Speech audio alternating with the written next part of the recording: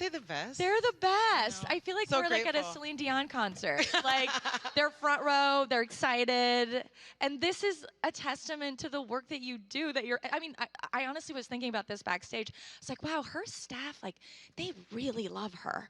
Like they truly, truly. Someone's doing a heart sign. I mean, that's such a good. I mean, obviously, it's amazing when your constituents love you, which they also do. But that your team and the people who work for you and with you feel this strongly about what you're doing and who you are, I think is incredible. Liz, you're not It's supposed to make me incredible. cry in 2 seconds. That's not how this is supposed to work. We're gonna cry. We've already decided. We've decided that this is what it's going to be. Yes, this is the crying So session. Yeah. people are here for you too, Ms. Plank. Okay. They're here for you too. Thanks. And love you. And love your voice, your feminist voice, I might add. We were having a little chat, and when Liz came out in this dress, I said, you look like a butterfly. This looks like spring. And then we started talking about transition and transitions, butterflies. And you've had a couple of big ones. You've got a major one coming up. Your podcasts, books, huge voice on everything that matters to women, to men, to humanity, has been heard around the globe. But you've got some changes coming, so please share. I'm moving. So 10 years ago, I grew up in Montreal, Rosemont, petite patrie. Allô? Ouais, represent. Okay, j'adore. So I grew up in Montreal, went to, Cégep, and I actually grew up mostly speaking French, Cégep in French, and then I went to McGill in English, which was a big transition. And I then moved to the United States, to New York 10 years ago, almost like to this day.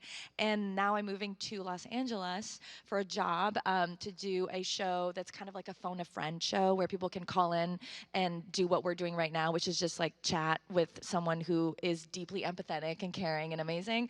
I'm moving to Los Angeles, and I'm going on another adventure. I'm a little bit scared, but we'll see where it goes. Being scared is a good thing. Yeah. When it comes to Yeah. change, but I'm going to back you up a little bit. Okay. Because that move to New York was you were following a boyfriend. I followed a man, which is the least feminist thing Let's I've just ever break done. it down for a second here. You were, but when you got there, Yes. what happened? Because you didn't even think it was going to work out. No. You were like, I'm just following this person and I don't know. I would, look, I didn't have a visa to work there. It was really just this thing where I was like, if I get a job in a bar, I'll be very happy. And that, wasn't going to happen without a visa. So I started doing feminist reporting basically for this small media company at the time, and I wrote 5 articles a day. I had carpal tunnel syndrome in both my wrists. It was cool. I don't recommend.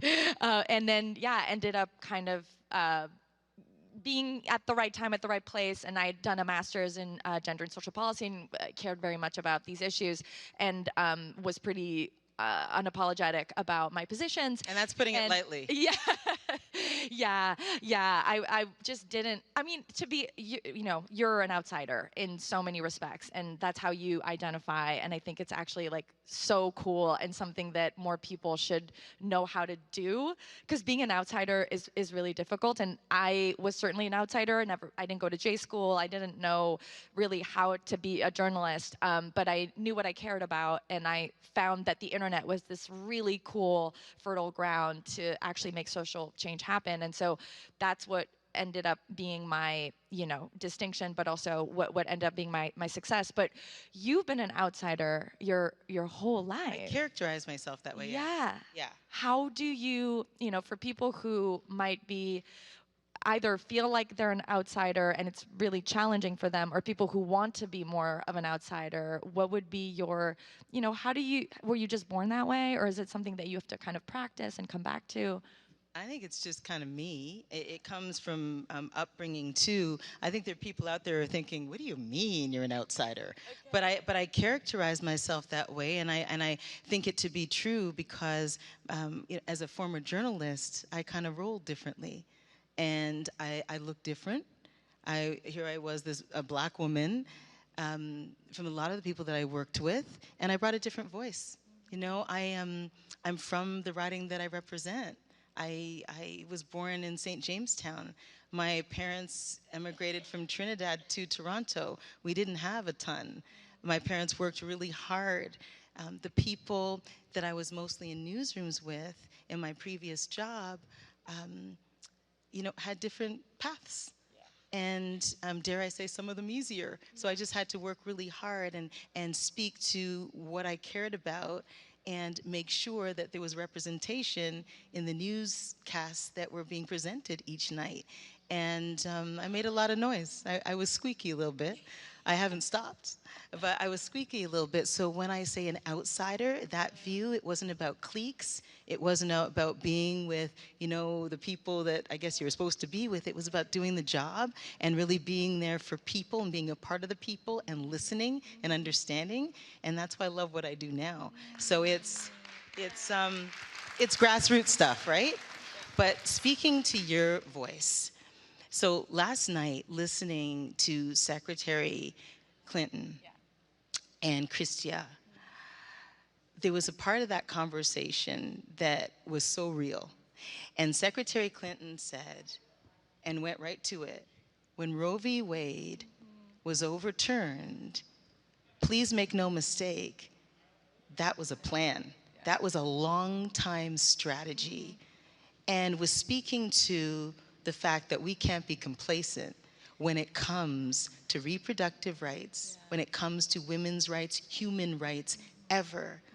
And I'll tell you, here we are, a couple of weeks from the 3rd anniversary of George Floyd being killed, which is a big reason I ran in the first place. And we've had this conversation.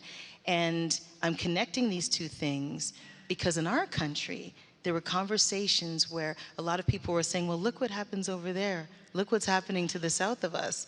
And there were some, and many, the Prime Minister included, who were talking about anti-Black racism and saying, no, we have to understand that this is happening here. Yeah. The same thing is true when it comes to reproductive rights. It's not, oh, look at what's happening over there. Look what's happened. Look what, governors are signing into place. Look at the rights that are being stomped on right now. This is a clear and present danger here. And that's exactly what Secretary Clinton was highlighting last night. So just a couple words on that. Yeah. What's funny, and I left out the part where before I moved to New York, I lived in Washington, D.C. for a couple months. I did an unpaid internship when I was trying to figure out my life. And it was 2010. And that's 13 years ago. And 13 years ago, that's what I saw. They were, right-wing anti-abortion politicians were literally shutting down the government over Planned Parenthood funding. And it was one of the major reasons why I actually decided to move to the United States, because again, not that Canada's perfect, but I was like, they need help. Things are really bad. And obviously they got worse. And there's so many lessons there. I think that there's so many things we could do a full hour on this really. They made anti-abortion politics fun, which sounds kind of wild, but it kind of applies. Like what's happening with abortion rights is what's happening with anti-immigrant sentiments, with racist policies, with anti-trans policies. It's all connected. And they, I think that there's, some of them are really, really, really good at connecting these really negative feelings that people may be feeling right now as a result of the pandemic, as a result of uncertainty, as a result of the fact that, there's so much income inequality or people have, mental health issues and there's a loneliness crisis. They're tapping into those real emotions that people are feeling and they're saying, here's why. I'm going to create a story for you where the problem is, abortion. The problem is trans children or the one athlete that, in North Dakota it's just ridiculous, right? But they're really good at storytelling. And sometimes I feel like there's a real lesson for us on the left where we go, this is really important and you should care about this. And the right go, you really care about this. let me tell you why you should be on my side because I care about it too. And I think that that's like a really big distinction that I wish we would have done on abortion rights, and I wish that we did on more issues. You know, I covered the Trump presidency as a reporter for Vox, and the one thing, I mean, there are a lot of takeaways and a lot of things that I saw there, but one of the most significant parts of covering that administration was like, these rallies are fun. Like people are, I'm not having fun, but like people are having fun. And this is a party. As an observer, you saw this. Yes. Yeah.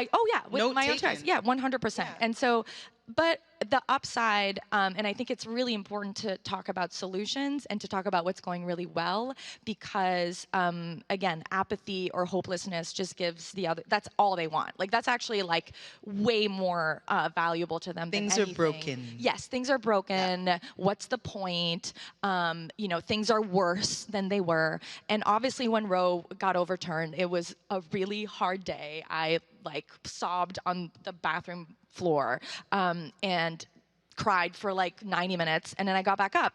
And then a lot of the energy, right, has been felt when it comes to, I mean, not like abortion rights have not just allowed Democrats to win elections, they've made them actually like do better in elections than they would have done. And so people now are realizing that they're actually pro-abortion rights. So hold on. Weren't even. Are you saying, not that it would ever be a good thing, but you saying there are lessons here that because it was overturned, people have woken up? Yes, to what they're, again, because the storytelling on the right is amazing, right? We're going to save babies. Okay, sure, I'm on board, right? That sounds great. Abortion is murder. But when you go and you ask them, you know, what does that mean? When a lawmaker says that something is murder, right? That means that there's a, like, where do murderers go?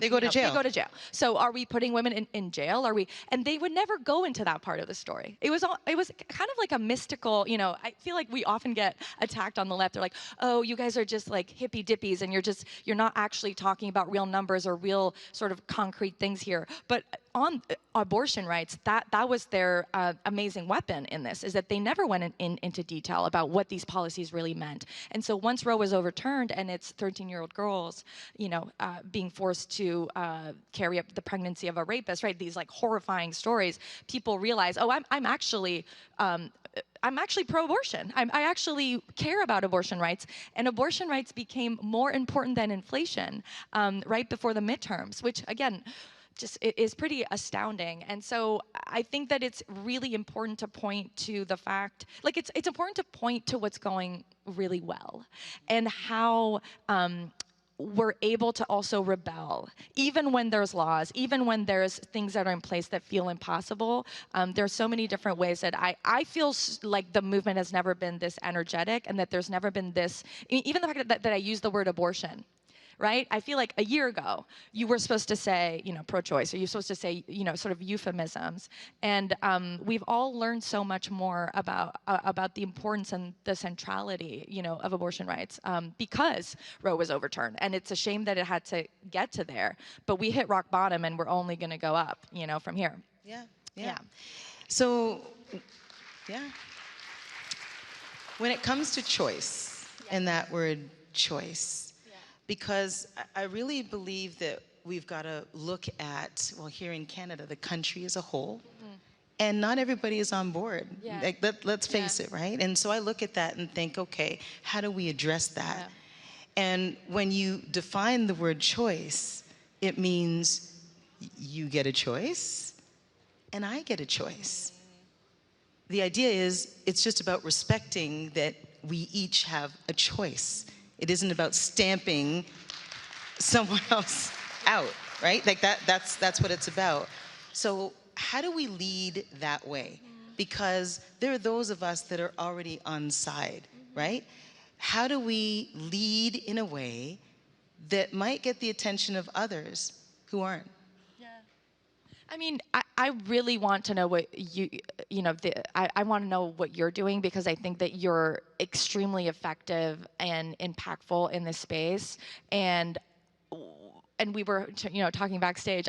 I think in my conversations with people, it's really about listening, which again, you do extremely well. And I think politics and just being a politician, often it's seen as, yeah, what are you gonna say? What do you have to say? But it's actually so much more about really listening and being able to really take in what people are saying. And yeah, in debates about abortion, I don't want to start from a position of like everyone who's anti-abortion hates women. I don't actually think that's true. And I also have never seen a productive conversation in my experience kind of go well when you're starting from that position. And so there's a really, actually AOC talks about this, where it's like a strategy when she's talking to people who disagree, which happens all the time. I think it's called the Golden Gate Rule. And it's basically like you create an out for the person to actually agree with you or come or sort of expand out of their position, but still feel good about themselves. So, right, like if I start, you're anti-woman if you believe this, like there's no, I've already deemed you, right, as, in a box. exactly. And I've already also assigned, in like the worst thing to do if you're in a relationship, right, is like they say, is to assume the person's intentions when you're having an argument or a conflict about anything. And even I heard this really good quote the other day. It was like like bad communication is assuming that you already know. And I just thought that was so well put, That right? is, yeah. Wow, right? Yeah, And yeah. so I already know why you believe that. No. It's actually like, it means you're gonna have a conversation and you have to listen. But I want you to share how you've approached these conversations because you're in all kinds of different environments, mosques and faith-based communities who have a lot of reasons for feeling the way that they do. How do you approach those tricky conversations? With respect. I like to think that my writing is a microcosm of this country, and with respect. So whether I'm in a mosque or outside of one or outside of a church or in a community, and we have these discussions, it is about listening first. But then it is about stating, this is about choice, right? And so if I choose this way and I understand your choice and respect your choice, what's wrong with that? What's wrong with that? When we have conversations like that, it gets people thinking. It's empowering. And you're right, people just want to be heard half the time. And it lowers the temperature. And that doesn't mean we don't have a fight on our hands. And I'm using that colloquially. We don't have a fight on our hands, but there's a respect issue, right? And when people feel respected and listened to, amazing things can happen. Amazing things. And I've seen it. How do we create more spaces where people don't agree with each other? Because I do truly think that... Because that's how we work things out. Yes. Who wants to agree all the time? No one. And also, or maybe, sorry. Or do we? but and even conflict is at the root of relationship, right? If you're not actually... Okay, preach now. Right? How are we're not actually connecting with each other if we're never in, overcoming conflict or getting through conflict. That's how I learned the most about my friends and family and, romantic partners is when It takes honesty, though. It does. And it takes courage to go there. It does, yes. And vulnerability. Yes. Dare I say vulnerability. Yes, yeah. And being kind of open again to the idea that, and again, it's something I have to remind myself of, which is it'll take a few conversations, right? It's not, we're gonna have this one conversation and also not coming into it being like, I'm gonna convince them that I'm right, which again, that's never the energy. Like when someone comes in with that energy in a conversation, it's never very, interesting to wanna, continue the conversation. But to remember that it's incremental and it's happening, which we don't love in this sort of fast-paced society where everything is supposed to be instantaneous and happen. I want to dig a little deeper into what you mentioned off the top, and not just the transition that you're about to encounter, but some of the work that you've done, because you've chosen to put your life out there. And you've done it via podcast and broadcast and books. It takes courage to do that, yes. It's hard to do that, but there's a reason behind it, right? Like you basically told people, I'm 35, and now you're 36. I'm 35, I don't have kids. What now? didn't expect to be here at this age. That's a lot of personal information, Liz.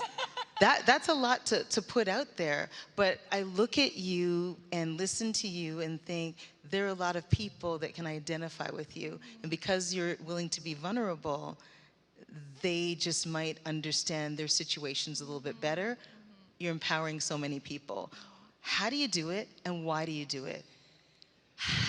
Thank you. That's so beautiful. I decided to freeze my eggs and document the whole process, right? So yes, freeze your eggs, especially if your employer pays for it, because it's super expensive and it should be free.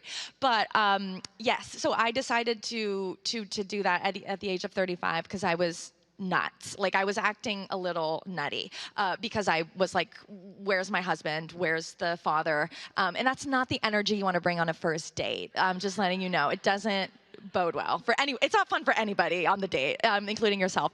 So I decided to freeze my eggs, but I realized that the reason why I hadn't done it was because I'd internalized all of these, you know, sort of stereotypes about it, right? That I'd lost, I'd failed. I was, you know, the character in the romantic comedy of the cold-hearted, like corporate, you know, career-driven woman that, you know, focused on her career too much, right? And I realized that if I had seen someone, and not to say that there are tons of women who have documented their journeys, but I had not identified with someone who had done it and really sort of followed that closely. But I realized like, oh, I need to do that in case it helps even one person. And I need to not, like, when I feel shame about something, I realize that like probably other people are feeling shame about it too. And also the best antidote to shame is, you know, is not having secrets and sort of being right vulnerable and out in the open. So it was definitely an overshare, but I feel good about it and I feel proud that we did it. And I know that, you know, one of the big issues that I now care about so much is like that men also have a biological clock. A lot of men don't know that. A lot of women don't know that. But actually in half of cases of fertility issues with straight couples, it's, you know, half of them are the woman, you know, is it's part of it, it's the woman's, you know, not fault, but it's her, and in half of them it's the man. So after the age of 35, men's sperm quality also decreases, and it increases miscarriages and complications. And again, it's you know, we should be, you know, men should know about their fertility just as much as women, and should be taught about this just as much as women. So yeah, it became very, you know, you just learn so much through the experience. But what would be, you know, because you talk to young women, I mean, again, and my unique position of privilege, which is like I was able to afford it, I was able to do that. It is so inaccessible, and particularly in the United States, healthcare is completely inaccessible for most Americans. So, yeah, when you talk to young women, is there like a common thing that young women want to talk to you about, or is it so different? Like, what are you hearing as the main concern? So there's so much here, okay? So first of all, there are a couple of common themes. We've got this action plan to end gender-based violence, and it's a big piece of the work that we're doing, huge piece of the work we're doing. So we're in meetings with our provincial and territorial counterparts, and basically provinces will be able to work with grassroots organizations. They know what they need the most. What Nunavut needs is not what Ontario needs, is not what Manitoba needs, is not what BC needs. But during the pandemic, a huge spotlight was put on women, gender diverse people, and young people, and that happens to be the ministry, because they were disproportionately impacted. Gender-based violence skyrocketed. Yeah. Violence against 2S LGBTQI plus people, youth, all of it. So that's a huge part of the work. And that's what I was talking to young people about. Young women are concerned about a lot of things, but it depends, Liz, on who you're talking to, okay? So if I'm talking to an Indigenous young woman, she's talking about survival. She's talking about, am I gonna make it to 25? And how can you help me do that? If I'm talking to a racialized woman, a Black woman. I worked through the entire pandemic. I was on the front lines. I am burnt out. That's actually right across the board. My mental health is in a shambles. How are you helping? What are you doing? And so I'm able to talk about the good work that my colleagues like Carolyn Bennett are doing with regards to mental health and young people in community, young women in community, and addressing things in a culturally appropriate way. Right across the board, it's mental health. Yeah. Right across the board. During the pandemic, young people in particular, were asking themselves some questions. Who am I? Where am I? What's my place? Women as well. So many questions. And we've got some answers, but not all of them. What's helped greatly is disaggregated data, because everything I just described is women, but then breaking out who those women are in our great country. And that's really important, because women aren't a monolith. We're not a monolith. And we each have different things, and different things happening in our lives, and different things that we face. I want to talk about something you mentioned, and that's men and boys. Because you wrote a book, and you profess to love men as a feminist. But it's an important thing, because we do a lot of work where we engage men and boys. There's several organizations in this whole idea of what it means to be part of a system, what the patriarchy means, what feminism means, their part in all of that, what consent means. And this starts at school age. There are some that don't think men and boys need to be a part of this conversation. I'm not one of those people. Neither are you. Can you speak a little bit about how important it is that we engage men and boys in all that we've discussed thus far? Yeah. So good. Such a good question. Everyone has a gender, right? That's just the way it is. And I did women's studies and, did a graduate program in gender studies and policy. And I think we had like one class on men. Like it would be like the 1 week, right? In the way that like the women week for other, topics was. But when I started working on my book, I'm also realizing we're out of, how We'll take two more. We'll take a couple more minutes. But I don't know if it's I looked okay. And I was like, oh, there'll be like 15 minutes left, and it's at zero. Is this what happens when you're with her? It's like a vortex. You're just lost in her eyes and ideas and the hope about the future. But no, I feel so energized. Okay, so when I started working on a book about masculinity, at first it was like I was coming in a little snarky. I was like, okay, there's never any men at these conferences, and Donald Trump was starting to run for office and was saying horrible things, and it was just I had a lot of anger. And so I started working on this book, and then I, wanted to interview men and ask them questions. But what really, really struck me is that in many cases, I was lady on the street, in the park, coming up to you, like stranger, the first person to really ask men what's hard about being a man. Or even like, what does it mean to be a man? Right? Like, I would love right now, like, if every man, if you want to come up to me afterwards, like, what does it mean to you? It's all different in the way that it's different for women, and in the way that it's different for a white man than it is from a black man, especially in America, but in Canada as well. Here too. Yes, everywhere. Yeah. It is just, black boys in America who are raised by millionaires are just as likely to be incarcerated as white boys who are raised under the poverty line, right? There's something just fundamentally broken and different about the experience of being a man, and it's just as multifaceted and I think interesting to really delve into masculinity as it is to delve into what it means to be a woman. And I really realized that there was a lot of pain and pain that I think men weren't even really aware of and felt shame that they even sort of felt. And so it became also very clear to me that masculinity wasn't the problem, it was the solution, and that we were ignoring that part of the puzzle, and also coming back to assigning intentions, saying men are acting like this, because they hate women, or again, whatever.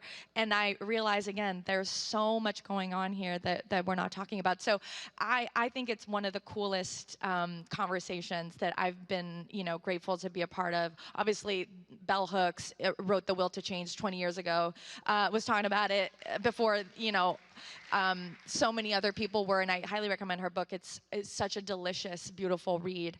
And yeah, and I just, it's really about inclusion, right? And sort of having empathy. And if we say inclusion, we have to mean yes, it. everyone. Yeah. And it's not about taking mics away from men and being like, you're not allowed to speak. Like, that's not that's not a fun party, right? Like the rallies that are fun are the ones where like, we care about what you care about and we want to hear from you.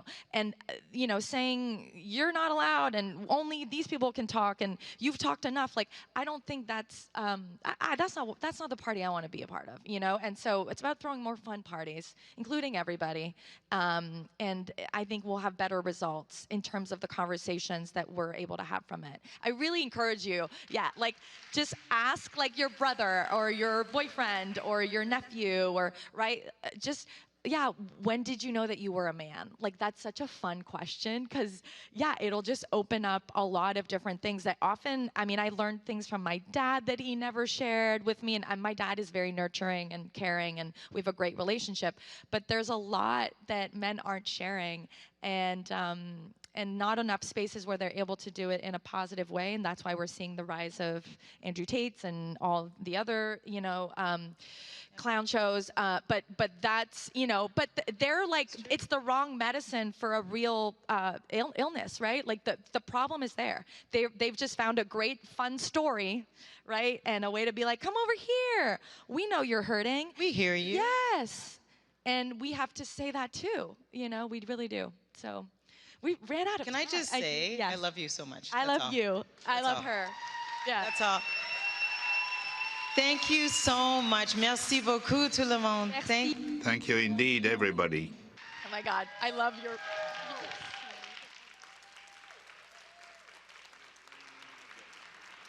Merci beaucoup, Marcy et Liz. Thank you.